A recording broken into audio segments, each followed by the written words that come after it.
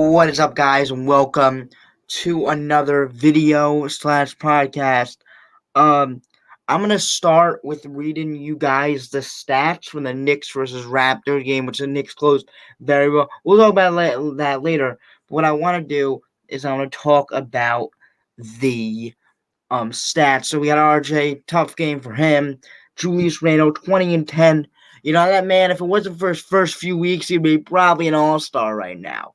Uh, Mitchell Robinson just doing what he does best, man. Four steals? Crazy. I'm not looking at the box score a lot this season for any team. I usually just like to watch the games. But yo, these box scores are crazy. 22 points for Brunson, 4 for Grimes. We already hit him and about his unaggressive self. Josh Hart, 17, 8, and 2 assists, 1 block. I mean, the man was great. We'll talk about him later in the show. I guess that's what we can call it. Quickly, 10 points, 1 rebound, 1 assist, 1 steal. Quickly, I think he's going to bounce back next game. I think that's definitely something that he will do. He will bounce back next game. I have so much trust in that. He'll give the Knicks a punch against the Bucks. He'll give the Knicks a little boost. Now, Hartenstein, we'll talk about him later and his impact, his amazing impact. They get 4 and 8. DiVincenzo, the last one on the box score that played, other than Ryan Archiak at 11:48.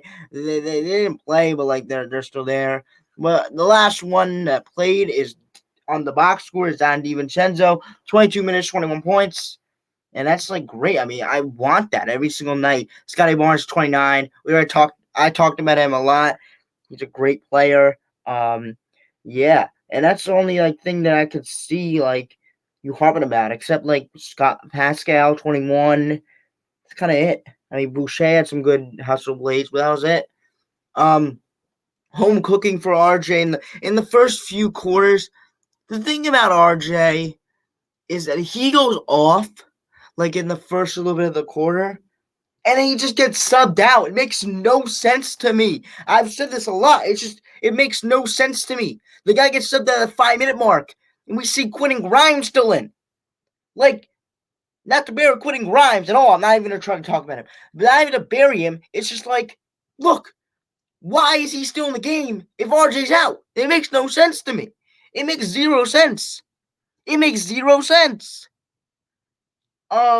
Yeah, so you gotta take a lot of the good with the bad with Thibodeau. Yeah. Then RJ got subbed out, that's why I wrote in my notes. Scotty, I was also a little confused about the early substitution for Gary Trent for Scotty Barnes. Just how good of a player he is this season. Didn't expect that. Really was intrigued about that. That's why I wrote in my notes, because I was intrigued. I mean, man, it's an early sub for a good guy, for a good player. I have in my notes, RJ and Mitch connection is so good because I think that there's one player that I trust that knows where Mitchell Robinson is. It's the two young guys who've been Knicks their whole entire lives. Were they drafted in the same draft? Probably not. I don't know. But they're two young guys, been a Knick for life.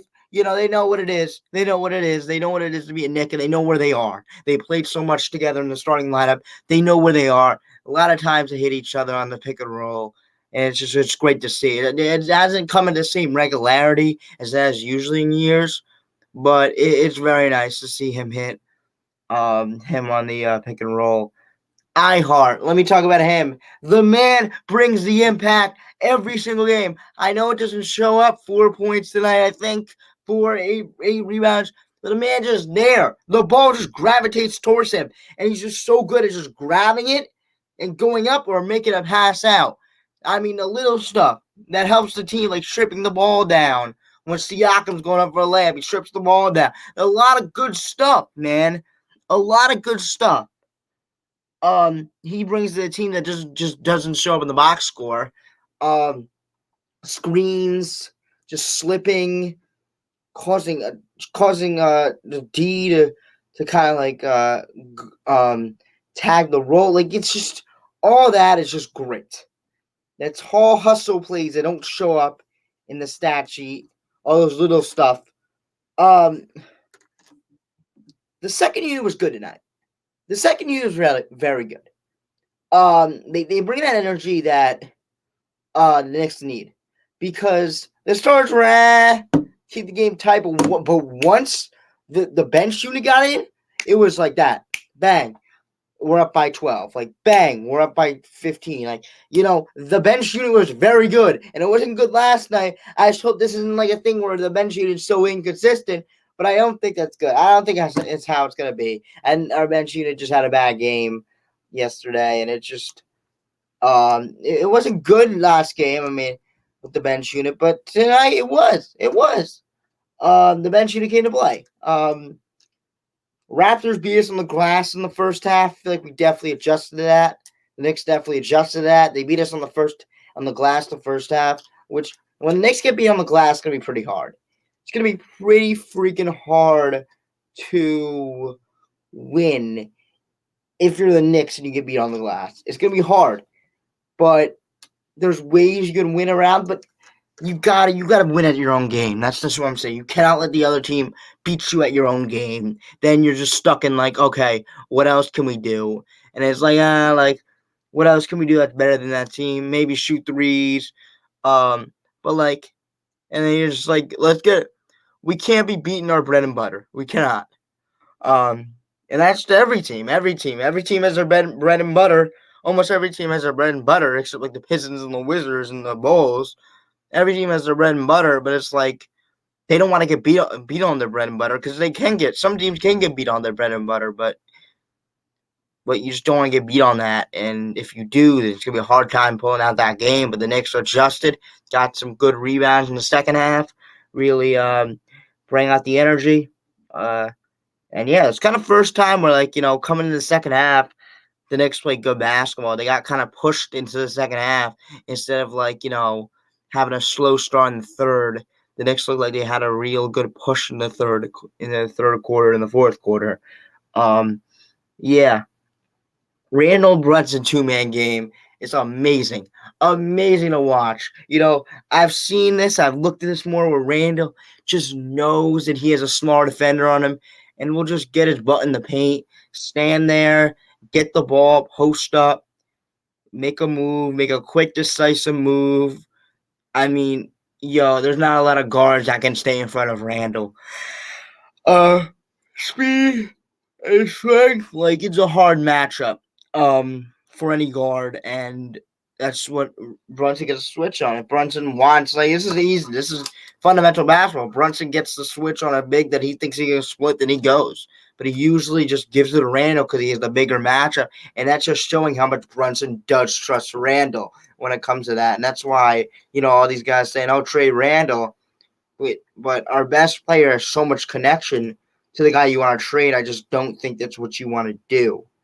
That's a whole different other question. I mean, a whole different other topic. But you can't really do that because Brunson just is just so in chemistry with the guy, and it's so good to watch, and it creates so many points, and it just creates the defense just collapse, and it just makes the defense make a move, and it takes the defense out of what they want to do, and it's just great to watch. Josh Hart, big time moments for Josh Hart. His rebounding, his defense, his everything he brings to the table, rebounding, defense are great. We know we're gonna get that every single night. The Knicks know they're gonna get that every single night. But it comes to the 3-point shooting. And I think my biggest thing about Josh Hart is his confidence and how he's not hesitating.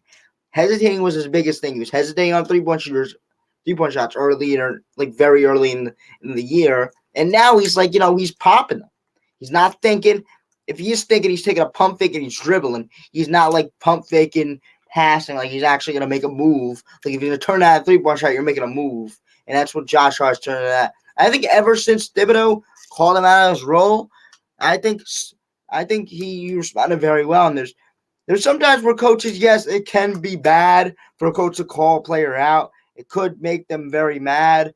But again, Thibodeau and Josh Hart have that kind of relationship that they could just like they understand like they're gonna have these tough talks. Like yeah, you're not.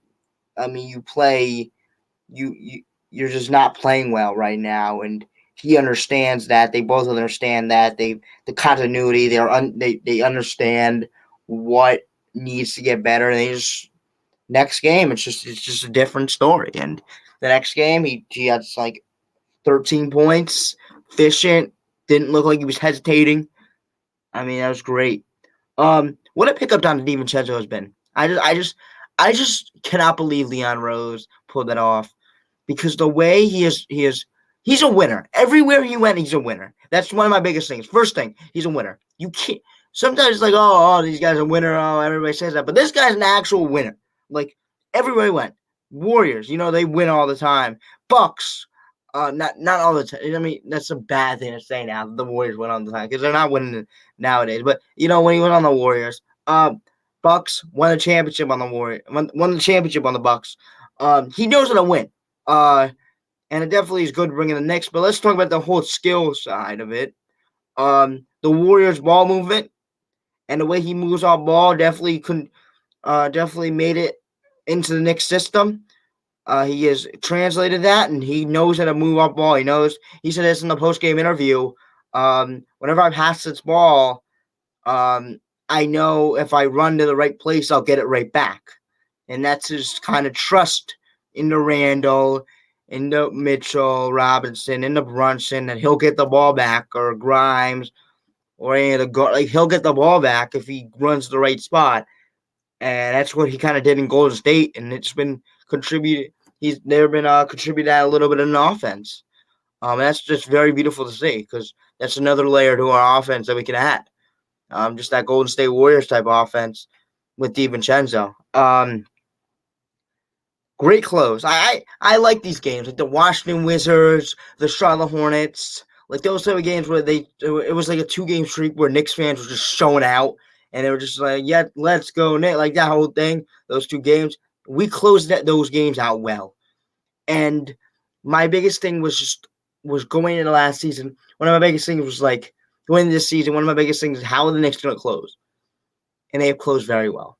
And I'm calling down DiVincenzo the closer from now on because I just love calling him the closer. He just hits so many shots in the fourth quarter. Alec Burks just passed the fourth quarter, missed the fourth quarter torch to Don DiVincenzo. But yeah, I mean it's fun. I mean to watch them just be able to close a game. Yes, they couldn't close it against the Pistons. I said this like I think I typed this up. They should have did this against the Pistons. And we should have did what we did to the Raptors, what we did against the Pistons. But I will take it because we closed very well. And we didn't close against the Pistons well. I mean, at the end of the day, we didn't win. And I feel like, yes, Donnie Vincenzo hit a big 3 at the end of that game. We kind of closed the door just a little bit. The door was like at a crack, and we just like barely closed it. But we closed it enough to win by like only 6, but we won, and that's the biggest thing. You got to win by any means. But what we did today was more of a very I'm going to slam the door on a comeback you want to instill in the fourth quarter of your team. And yeah, I mean we just responded to everything that the Raptors did, and it was just great to see the whole team kind of spark up in the closing minutes, and all the players you want to show up in the closing minutes did. Jalen Brunson, Julius Randle, Don DiVincenzo. Like, that was kind of RJ. And RJ Barrett was kind of there. I think he was. Josh Hart. Like, those players you wanted to show up in the clutch, and, it was really a full team effort. I feel like, the stars are great, but you can also say that our bench contributed as well with Josh Hart and DiVincenzo. Those 2 performances were probably like amazing. And what I said is that I wondered, Jericho Sims and Deuce McBride can start in a lot of freaking teams. I mean, not start. I mean, not start, but be like in the rotation for a lot of freaking teams. That just shows how deep the Knicks are right now. It's a special unit that we have. Knicks fans, you got to be happy for this team, man. We're a special unit, and it's just great. It's great to do. It's great to watch. Let's transition to the Bucks versus Knicks. We're gonna play. They're gonna play in Pfizer Forum on Tuesday. Um, they run this kind of drop coverage. I'm changing gears. They run this kind of drop coverage with Brook Lopez, where he just drops, and you can't do that anymore against Jalen Brunson. Yes, maybe last year that would work, but this year doesn't work anymore. That's why I said Jalen Brunson has a different dimension to this basketball team, because you can't really do drop anymore against Jalen Brunson, or he'll just shoot right over that. He is shooting this year. I'm gonna throw myself an alley oop to show up some stats, man. It's always great. Uh, Jalen Brunson is shooting this year. He is shooting. I would think about 49% from three. Um, uh, Regular season, he's shooting 48%. Yeah, you can't run drop coverage on that. So I cannot wait to see how they guard the pick and roll of Jalen Brunson, because my thing is that you gotta make the ball come out of his hands, and we know how deep this team is, and I already talked about it. It's like, what do you do? Like this gotta be a game where we need all hands on deck. We need to quit. Even we need Quentin Grimes too. All hands on deck, because they're gonna run a blitz. They might run a blitz. We don't know. Um, but we need all hands on deck. The Knicks need all hands on deck. Everybody needs to be ready to shoot, and that's the biggest thing for this game. Drop coverage is like, for a casual out there, drop coverage is when they just like, they try to deflect any pass that's coming. Um, but they kind of give the shooter some room where, they're just scared of like them driving. That's what Rudy Gobert would usually do, run some drop coverage, and he would usually lose in the playoffs because they would just shoot right over it. But let me not disrespect Rudy Gobert. You know what? Let's stop it. Rudy Gobert disrespect, I'm not doing that anymore. Never, never again. You know what? No, I'm not going to do that. No. Why did I say that? Why did I say that about Rudy Gobert? No. No Rudy Gobert disrespect. I'm here. Yeah, Brook Lopez. I can't wait to see how he gets guarded too.